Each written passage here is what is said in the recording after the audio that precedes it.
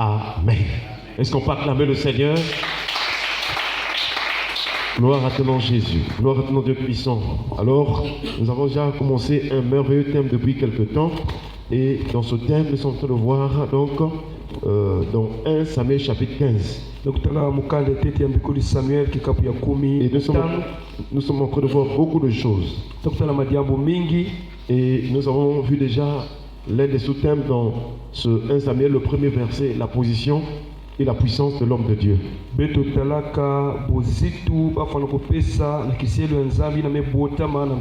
avons vu aussi le mystère du chemin et de la porte. Dans Exode 17, Amalek est venu pour combattre Israël. Et nous voyons que le but d'Amalek c'était de fermer le chemin à Israël. Israël était sorti de l'Égypte, mais pour aller à la terre promise, Amalek est venu fermer le chemin. Et il y a eu une guerre ce jour-là, une bataille terrible. Et pendant cette guerre, d'une part, Moïse était sur la montagne et Josué était dans le champ de bataille. Et cette victoire dépendait de la position spirituelle, c'est-à-dire la position de Moïse dans la prière. Pour avoir la victoire, il faut être dans la prière. Est-ce qu'on peut acclamer le Seigneur? Tous les jours de ta vie, la vie de prière. Voilà pourquoi le Seigneur dit dans sa parole, priez sans cesse. Veillez et priez afin que vous ne tombez pas en tentation. L'esprit est bien disposé, mais la chair est faible. C'est-à-dire qu'au niveau de notre corps, de notre physique, dans les apparences, nous sommes faibles. Quand tu vois tes problèmes, tu seras faible, tu vas te soucier. Mais si tu entres en prière, la puissance de Dieu va te revêtir. Et le Saint-Esprit te donnera de tenir jusqu'à remporter la victoire. Jusqu'à sortir vainqueur de cette situation. Et notre prière ce matin est que cette année, que tu sois plus que vainqueur. Quelles que soient les vallées que tu es en train de traverser, quelles que soient les montagnes devant laquelle tu te trouves. Je ne sais pas la situation que tu vis actuellement. Quelle est la position de cette situation? Quelle est l'ampleur de cette situation? Chers frères et sœurs, Jésus a dit ne craignez point. Il a dit j'ai vaincu. Est-ce qu'on peut acclamer le Seigneur? Et donc Josué, il a combattu jusqu'à vaincre Amalek au tronçon de l'épée. L'épée c'est l'image de la parole. Si tu vas avoir la victoire, il faut ces deux éléments. La prière. Arrête avec les futilités. Ne sois pas dans la distraction. Ne passe pas tes journées dans la distraction. Non. Trouve un temps dans la prière. Trouve un temps dans l'écoute de la parole. Trouve un temps pour lire la Bible. Si ces deux éléments sont vraiment équilibrés dans ta vie, tu avanceras, tu prospéreras, tu seras un homme puissant, tu seras une femme puissante. Et quel que soit le problème que tu rencontreras, tu seras comme David. Le nom de l'Éternel, le nom de Jésus-Christ te donnera la victoire sur tous les géants au nom de Jésus. S'il te plaît, chers frères et sœurs, Dieu avait destiné ta vie que tu sois une grande personne. J'avais dit une personne de distinction. Il y a des choses que Dieu avait déjà données pour toi. Mais pourquoi tu n'es pas entré en possession de ces choses? C'est parce que du côté de la prière, parfois tu es faible. Nous parlons plus même du côté de la parole de Dieu. Jusqu'à hier, j'étais en train de réfléchir. On se rend compte que les chrétiens sont en train de s'appauvrir spirituellement. Beaucoup de chrétiens n'ont plus le temps pour lire la Bible. Dans la Bible, où notamment la parole de Dieu, c'est dans cette parole où se trouvent tous les trésors.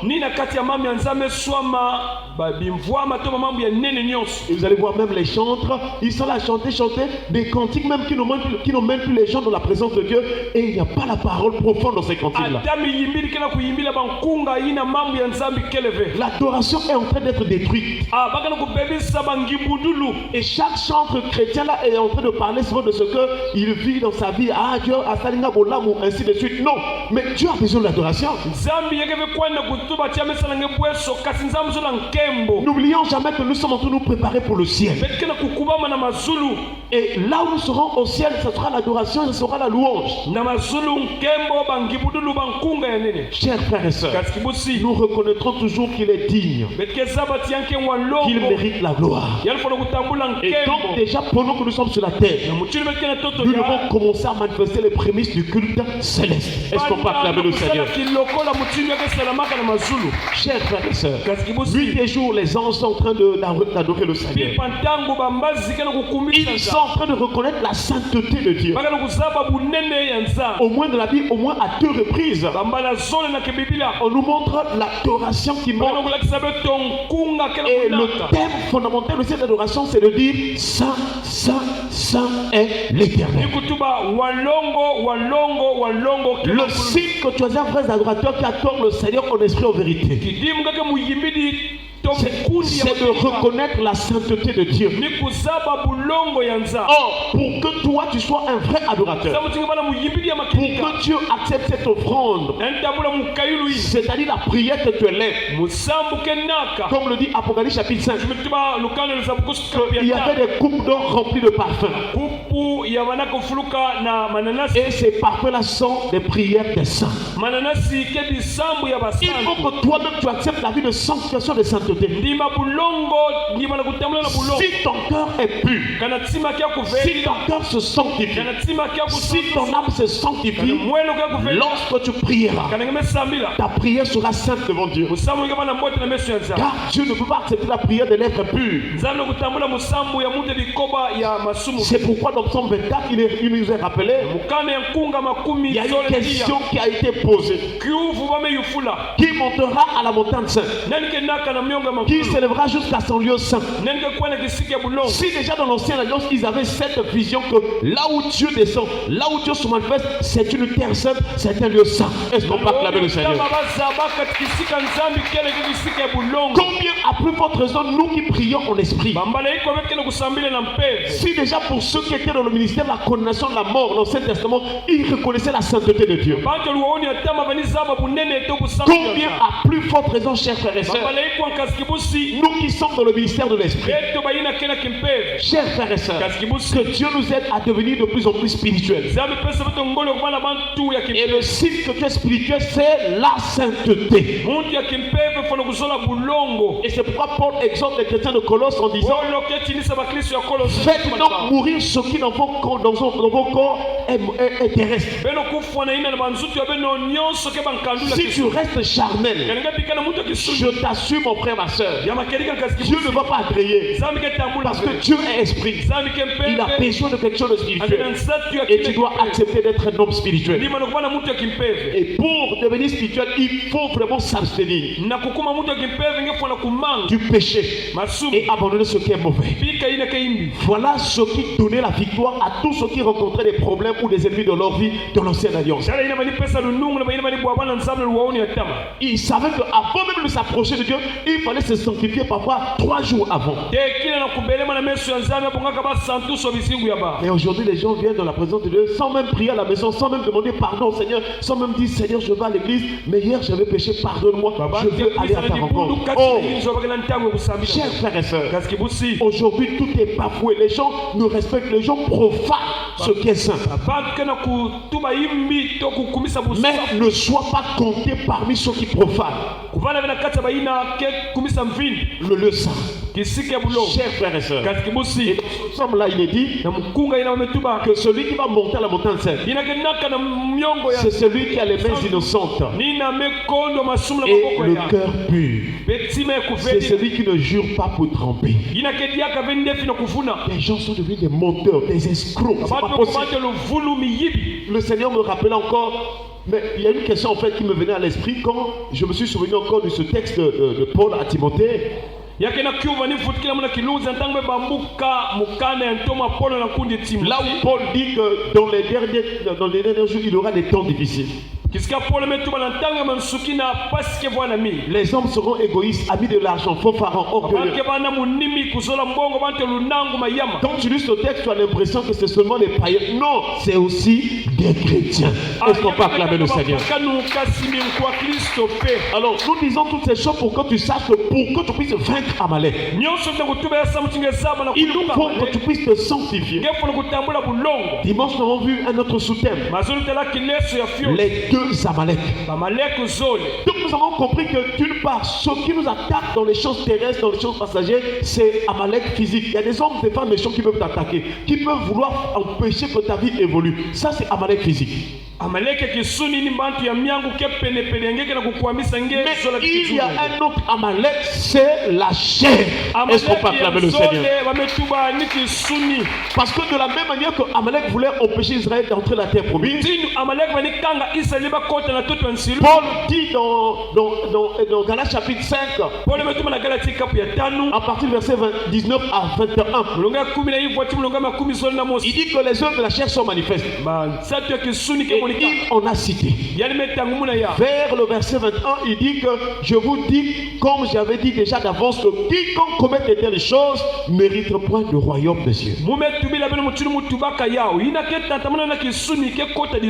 si tu es encore dans les querelles, dans les calomnies, dans les envies, dans les mauvais plaisirs, dans les passions, dans toutes sortes de désirs de ce monde, tu ne peux pas aller au ciel. C'est le temps de prier le Seigneur. Et c'est le Saint-Esprit qui a la puissance de faire mourir les actions du corps, les mauvais désirs. Pour avancer dans la vie, pour prospérer, pour vivre la gloire de Dieu, pour voir la main de Dieu, il faut que Amalek soit frappé. Est-ce qu'on peut acclamer le Seigneur? Que Dieu nous donne la victoire sur Amalek au nom de Jésus. Pour terminer ce matin, il y a un texte. 1 Samuel chapitre 14 verset 48.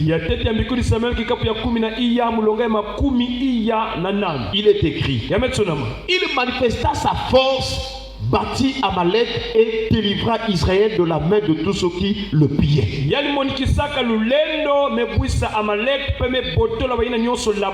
Ici on nous parle de Saoul le roi.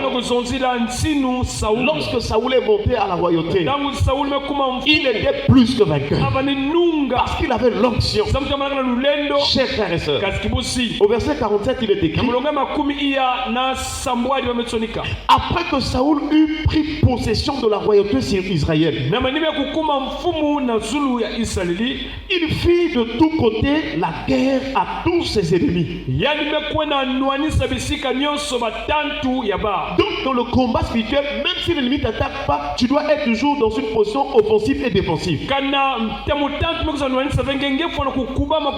Parce que le diable, même si tu n'attaques pas, même si tu es bien, tu fais du bien aux gens, il t'attaque toujours. Le